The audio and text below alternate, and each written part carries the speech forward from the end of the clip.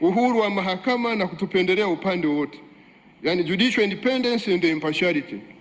Hiki ndicho kigezo muhimu zaidi hupima ikiwa mahakama inaweza kufanya maamuzi bila kuingiliwa na serikali, wanasiasa au maslahi binafsi.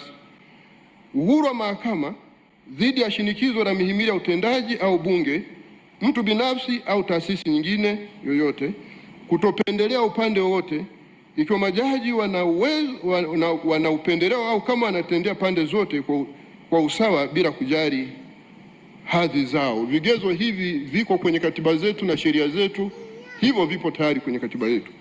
Kigezo cha pili ni usalama wa ajira ya majaji na mahakimu. That is security of tenure for judges and the magistrates. Hapa ni lazima ajira ya jaji au hakimu ilindwe hata pale anapotoa maamuzi ya haki yasiyofurahisha. Kwa upande wa Tanzania, usalama wa ajira za majaji umelindwa kikatiba. Ibara 110A kubwa ibara ndogo ya 3 ya katiba inaeleza kuhusu mchakato wa kushughulika na nidhamu ya majaji wa mahakama kuu. Baadaye akasema jaji mkuu wa mahakama ya Tanzania.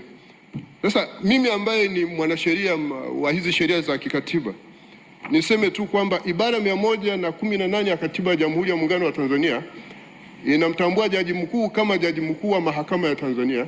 Mahakama ya Tanzania ikiwa ni moja wa muhimili unaounda dola na serikali ya Jamhuri ya Muungano wa Tanzania. Lakini katika ibara ya 42 ibara ndogo ya 5 inamtambua huyu jaji kwamba ni jaji mkuu wa Jamhuri ya Muungano wa Tanzania.